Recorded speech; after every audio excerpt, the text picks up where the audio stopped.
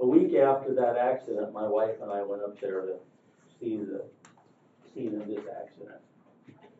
And it was at an intersection where a state highway, M50, made a 90-degree turn.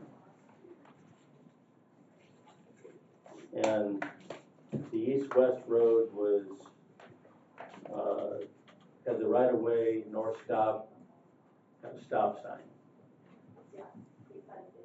And one of the people who is a friend of our daughter's grew up just a few miles north of this intersection. And when my daughter talked with Lisa Posthumous Lyons, Lisa says, it's a horrible intersection. There's bad accidents happen there all the time. And so that's one of the reasons my wife and I went up there. I felt like it had been left undone for way too long, and somebody needed to get involved and try to get the thing changed. And I told Heather this morning. There's an old gas station that a couple turned into a home that sat right at the southeast corner of this intersection. I mean, literally, their parking lot was right between the road and the house. They had no front yard whatsoever. That's where we parked. We sat there for about an hour, talked with this lady. She was the one who called 911 to report the accident. She broke down and cried as we sat there and talked with her. The 911 people asked her to go out and look in the vehicle and see what the condition was of the people that were in it. There was one already dead and another one in the process of dying, and the third one who was in terribly bad shape. She says, accidents happen there almost monthly at this intersection, and nobody will do anything about it.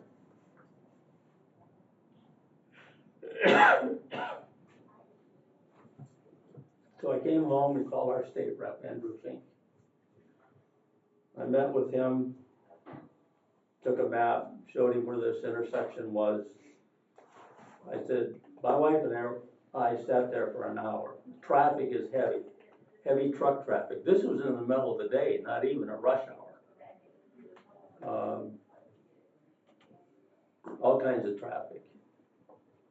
He contacted the state rep from that area, and together they contacted the people at the Department of Transportation.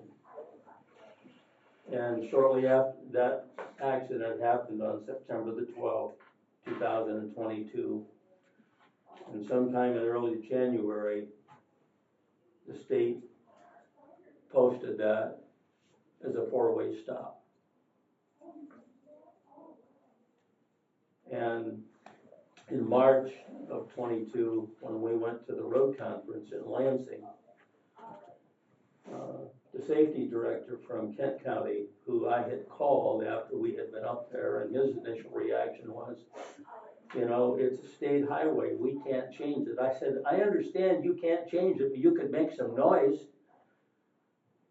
That's the very least you could do. You know, the next time around, it might be some of your friends that get killed at that intersection instead of mine.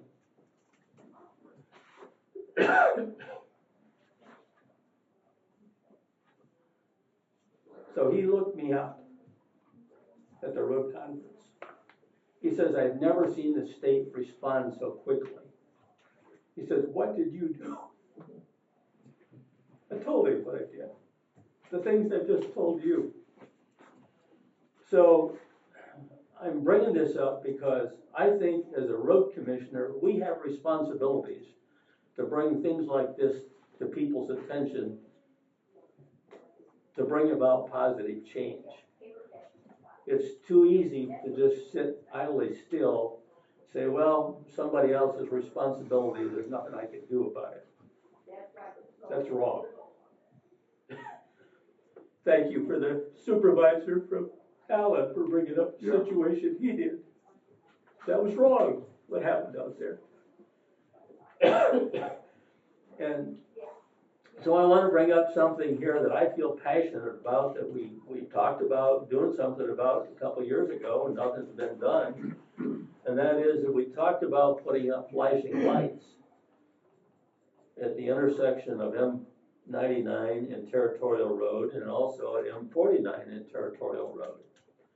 At M99 and Territorial Road, 2 or 3 years ago, there were two guys from the Toledo area who were driving west in a box truck, ran that stop sign and got creamed by a semi, and they both died at the scene.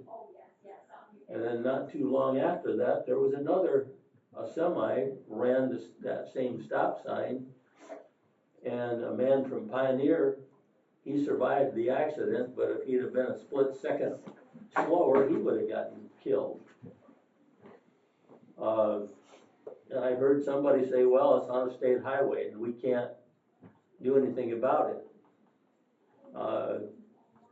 Well, Territorial Road is not a state highway.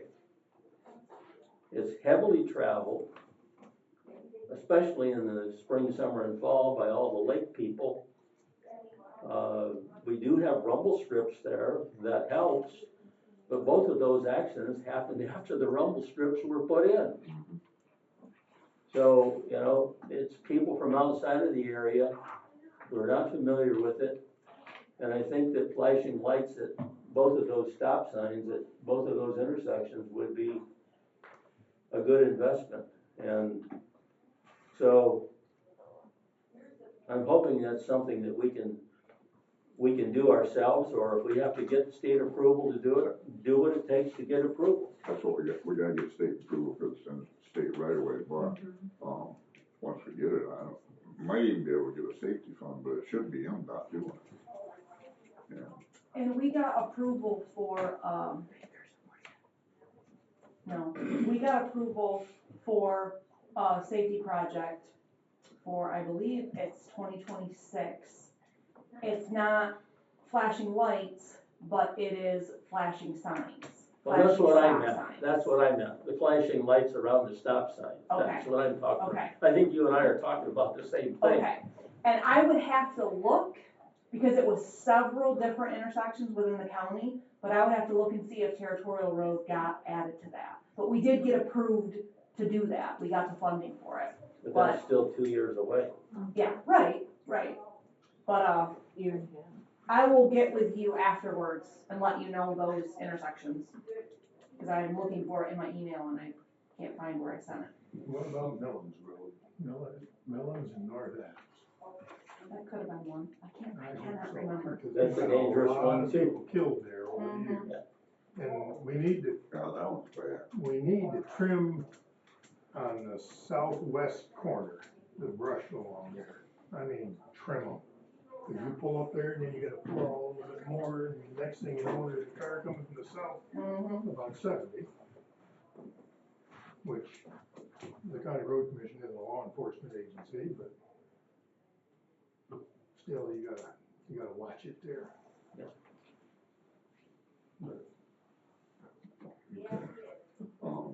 Public comment?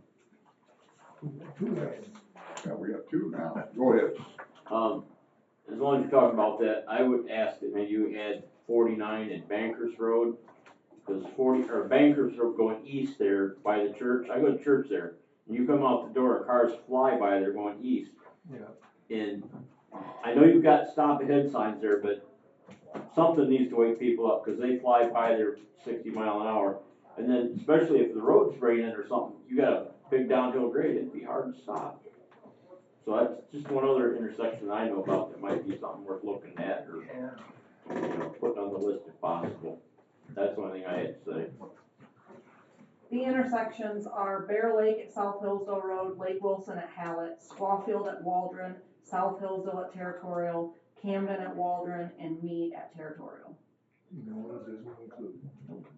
Those are the ones, cause when we do this particular project, there has to be K or A, which K is a fatal and A is a serious injury. There has to be that crash at the project location for, because they put it into a, what they call a time of return, a TOR value. And it goes into a spreadsheet that calculates a formula out, and it gives you like your time of return. So the lower your time of return is, the better chance they're gonna give you your funding. So if it doesn't have a K&A, and it's just near misses, doesn't count. Somebody has to get seriously injured before. Well, The at safety the project Bankers would be in 49, there have been people died at that Right. intersection, and they Yep. have it territorial in Waldron. Yeah, Yes. I can think of 6 at Melons and North Adams, Wow. but that's over a period of. Yeah. And they only look at 5 years, I think, Right, the last we're 5 years. talking probably 30, 40 years. Right. Alan? I just wanna make a couple comments about Bankers Road. I was under the understanding that that was going to be fog coated before they painted the yellow lines, the center lines. Well, they've already painted the center lines, so you're gonna come in and fog coat it, then you're gonna have to paint the lines again. I'm just making a comment. And the other thing, that's from 49 to the county line, end of. And then on the east side of 49, if you look at Bankers Road, the rumble strip in the center, did they just grind them? Because that center between 49 and, I'm gonna say Sand Lake, is just falling apart. So you're gonna probably have some future problems here. The other thing is, Mike, we need you to attend our meetings. You haven't been there in quite a while. The citizens are asking for you to be there. They wanna talk to you. So Right. our next meeting is October the 14th. Hope to Right. see you. Thank you. Sure. Yes, go ahead. From the section from 49 to the county line, what happened there, that was a fresh chip seal that we had done. Yep. And the company that does the center line grindings cannot grind without a mark. So they called their pavement marking people down and just put a regular waterborne mark down through there. It's not the wet reflective paint, it's not the finished paint. They just put that down there, but they had to put it with the appropriate passing lanes and all that stuff. But that was meant just for a marking for them to be able to do the center line grinding. And then we will come back in when they come back in a couple of weeks, and we will paint the actual wet reflected in there. So that will get repainted. That was just for them to have something to go by. And then the east section, unfortunately, like he just said too, when we do these safety grants, we apply, they do a call like for 2 or 3 years in the future. So when we applied for this, it was like 2021.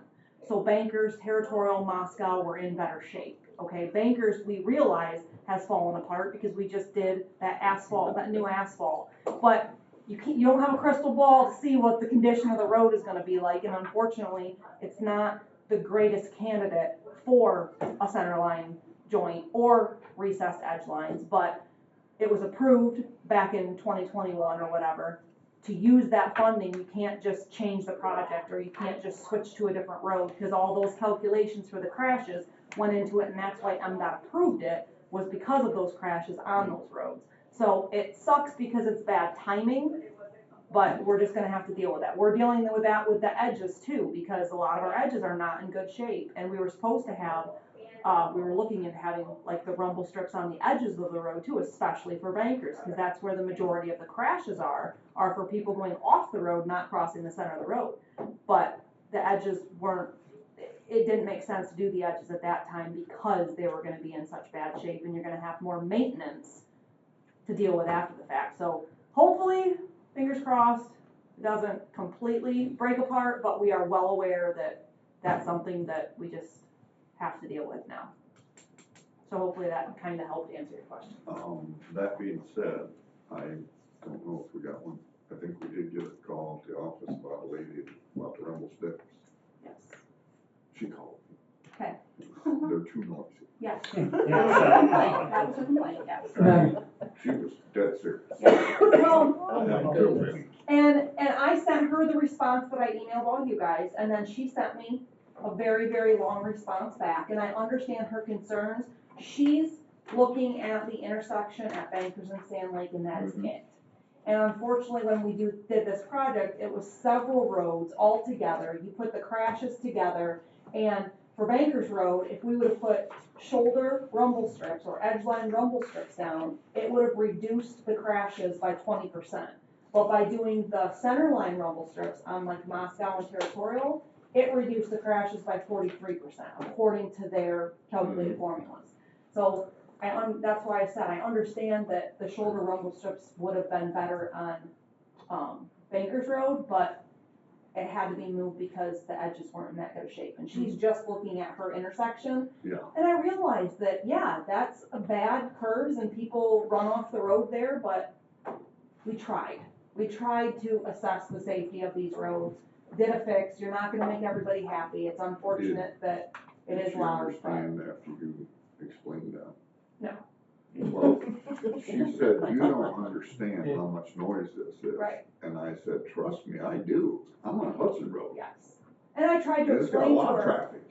I tried to explain to her that, that's, my opinion, it's the least of my worries. If it saves one person from falling asleep and hitting somebody head on, it's worth all the noise in the world. Right. So, but Yeah, she wanted to be heard for her specific intersection, and I understand.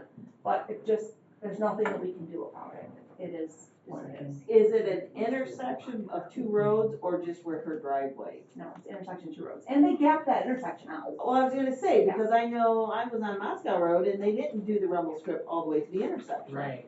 Well, Moscow Road, the reason they didn't do it there is because spec is that they can only be done in 55-mile-an-hour zones or more. So like the village of Moscow, they did not do it. Okay, From the city of Hillsdale to Cambria Road, they did not do it because it's a reduced speed. Okay, So it's only 55-mile-an-hour or greater that they put these rumble strips in. so for her intersection, it's closer to the intersection because Must there be. isn't a reduced. Correct. Okay, all right, Correct. I see. I drove Okay.